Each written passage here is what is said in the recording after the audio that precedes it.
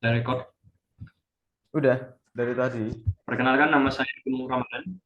Dan perkenalkan juga nama saya Muhammad Fuad. Di sini kami ingin menjelaskan sejarah dan perkembangan VR di Oke. dunia. Pertama, umat manusia dan virtual reality. Next. Apa itu virtual reality? Virtual reality merupakan piranti yang digunakan untuk menghubungkan kita dengan dunia visual yang dibuat oleh komputer. Next. Dari mana kita mulai? Pada awal mulanya itu VR itu pada awal mulanya itu VR itu pertama kali muncul di era 1968 dan sekarang kita berada di tahun 2022. Next. Semua itu berawal dari Morton Hellick. Morton Hellick menginginkan gaya baru dalam menonton film sehingga ia membuat Sensorama yang merupakan VR pertama dalam sejarah. Sensorama yang dibuat oleh Morton Hellick ini merupakan mesin dengan teknologi multisensor paling awal yang diketahui dan dianggap sebagai salah satu mesin yang menggunakan sistem VR pertama di dunia. Sensorama juga merupakan mesin yang dilengkapi dengan tampilan video, stereoskopi 3 dimensi, kipas, sistem suara stereo, dan alat untuk dapat mengeluarkan bau seperti tayangan yang ditonton di video yang ditampilkan di Sensorama, dan juga Sensorama dilengkapi dengan kursi mosional. Dikembangkan oleh Morton Hellick sendiri pada tahun 1962, Morton Hellick sendiri merupakan seorang spesialis dalam multimedia dan juga terkenal sebagai pembuat film di tahun era 1950-an. Awalnya dia berpikir bahwa melihat film di bioskop dapat dibuat secara lebih dari hanya sekedar menonton. Jadinya dia dan kru membuat sensorama, di mana sensorama dapat menyalurkan tampilan layar dari mesin sensorama ke multi indera penontonnya. Multi indera tersebut merupakan penciuman, pendengaran, peraba, dan penglihatan. Sensorama dapat mensimulasi perjalanan berkeliling kota New York dengan sepeda motor dan membuat penggunanya dapat merasakan duduk di atas sepeda motor dan dapat melihat kota New York saat berkendara dengan sepeda motor tersebut. Dan mereka juga bisa merasakan hembusan angin yang dilalui oleh sepeda motor tersebut. Bahkan mereka bisa merasakan bagaimana itu bagaimana itu per motor yang mereka naiki di dunia virtual tersebut. Dan juga mereka bisa mencium, dan mereka juga bisa mencium bauan yang mereka lewati, seperti misalnya toko pizza atau mungkin toko roti. Mereka bisa mencium bau dengan alat sensorama tersebut. Singkatnya, sensorama dapat menampilkan gambar 3 dimensi stereoskopi dalam tampilan yang lebar, memberikan kemiringan atau juga getaran dari kursi pada tubuh, menyediakan suara stereo, dan juga memiliki angin yang mengarah ke arah yang persis seperti apa yang ditampilkan, dan dapat menirukan aroma yang sama persis dengan aslinya, dan akan dipicu selama film berlangsung. Setelah sensorama, next. Penemuan itu merubah segalanya. Ya, betul sekali. Next. Setelah Sensorama, banyak lagi para pengembang yang ingin mengikuti teknologi VR yang dikembangkan oleh Helix. Beberapa dari mereka ada yang sukses, tetapi tidak sedikit pula yang gagal. Yang kesuksesan mereka itu pada sampai ke VR masa kini. VR yang awalnya hanyalah sebuah sensorama membawa perubahan drastis dalam dunia entertainment masa kini, seperti diciptakannya VR Googles beserta joystick hingga alat sensor indera sehingga meningkatkan pengalaman pengguna. Ya, salah satu perkembangan VR yang berhasil ya, ialah perkembangan VR di dunia game pada saat ini. Pada saat ini banyak permainan yang bisa dimainkan di VR, dan juga VR saat ini banyak dilengkapi dengan alat sensor indera seperti Sensorama. VR pada saat ini juga sangatlah nyaman dan lebih banyak konten yang dapat dilakukan di VR, di mana mobilitas kita tidak terlalu terbatas seperti penggunaan Sensorama, dan juga di mana saat ini VR dilengkapi dengan berbagai mekanisme interaktif yang dapat dilakukan. Contohnya itu kita dapat memegang sebuah benda, di mana benda di dalam dunia virtual itu bisa terangkat. Sedangkan ketika kita balik ke masa lalu di mana Sensorama berawal, kita tidak bisa melakukan itu. Kita hanya bisa menonton, melihat, dan merasakan saja. Kita tidak bisa banyak berinteraksi segala macam. Ya, VR saat ini dapat melihat dunia VR secara 3 dimensi dari berbagai perspektif. Tidak hanya dari perspektif pesepeda motor yang kita lihat di Sensorama. Dan juga VR tetap bisa mensimulasikan fisik benda tersebut dengan lingkungan yang ada di dalam VR.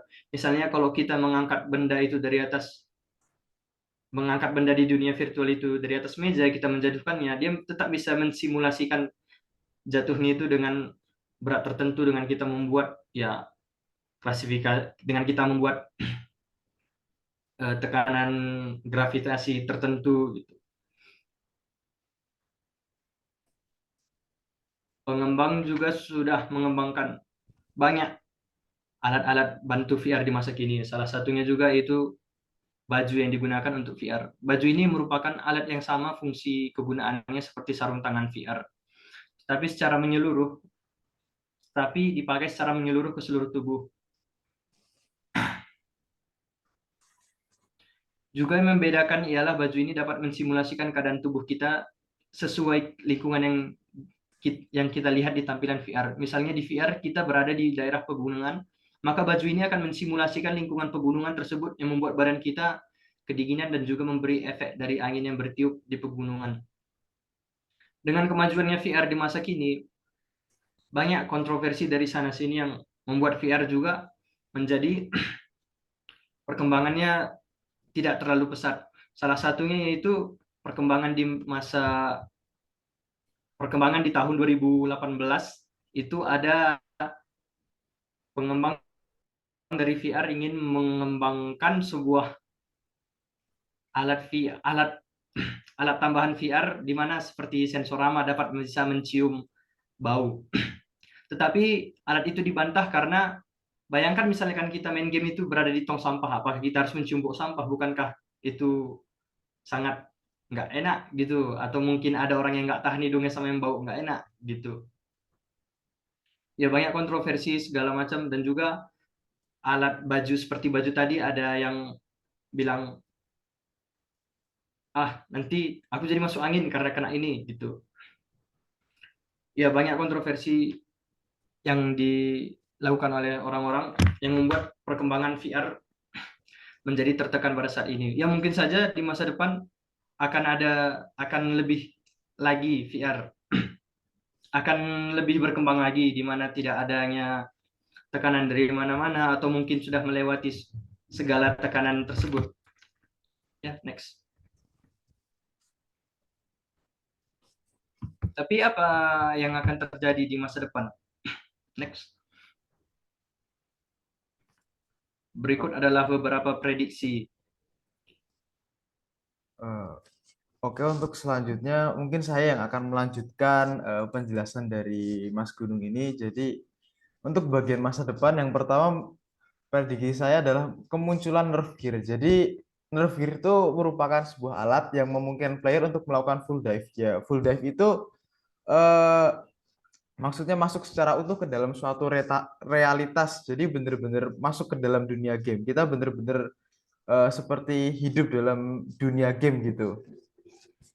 Dan untuk selanjutnya yaitu VR MMO, yaitu Virtual Reality Massively Multiplayer Online. Jadi kita terkoneksi antar player secara online, namun itu dalam jangkauan yang benar-benar masif dan berbentuk seperti dunia nyata. Jadi kita mungkin akan sedikit kesulitan untuk membedakan antara mana yang permainan atau mungkin mana yang dunia nyata. Dan permainan dalam VR MMO ini bisa dilakukan hanya dengan tiduran saja. Jadi kita benar-benar memutus koneksi dari dunia nyata itu sendiri.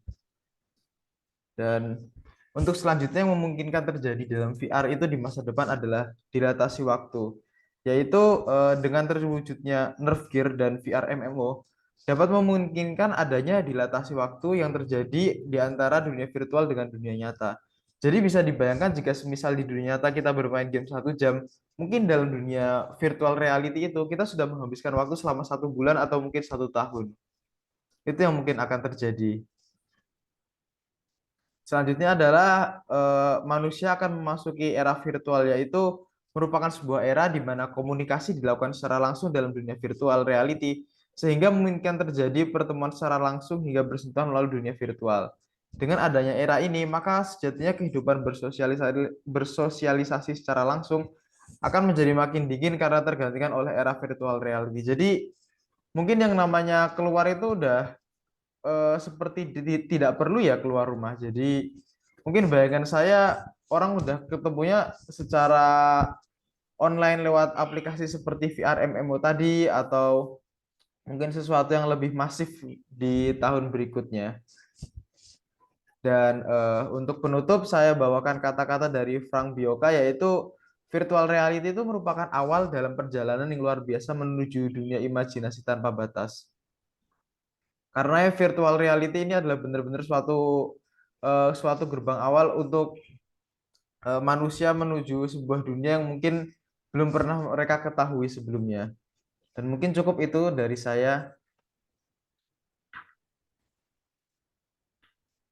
Mungkin tambahan satu lagi, virtual reality juga banyak memiliki kegunaan. Salah satunya virtual reality yang di masa depan diperkirakan akan dapat membuat kita merasakan bagaimana itu sejarah. Di mana pemikiran ini diambil dari sebuah novel yang ditulis dan kemudian dijadikan game yang judulnya Assassin's Creed. Oke, di Assassin's Creed ini diceritakan bahwa seseorang, contoh saya sebagai manusia, saya gitu, saya memakai alat ini, saya bisa langsung pindah ke masa lalu sebagaimana dulu orang di masa lalu melihat masa itu. Misalkan dulu bagaimana semua itu terbentuk dari penglihatan dari seseorang. Contoh saya memiliki keturunan, saya memiliki nenek moyang. Saya bisa memasuki tubuh nenek moyang itu karena DNA dia, gen dia ada mengalir pada saya. Jadi dari gen atau DNA itu yang mengalir pada saya, jadi saya bisa melihat apa yang dilihat dia selama dia hidup, mulai dari dia pertama lahir sampai dia mati. Ya itu mungkin bisa menjadi tambahan karena itu bisa menjadi pemikiran yang bagus karena kita bisa melihat sejarah secara langsung tanpa rekayasa, tanpa adanya banyak kontradiksi mana benar mana betul. Ya, semoga saja itu bisa terjadi. Itu saja tambahan dari saya. Mungkin sekian yang bisa kami sampaikan. Kurang dan lebihnya mohon maaf. Kalau begitu kami tutup dengan ucapan salam. Assalamualaikum warahmatullahi wabarakatuh.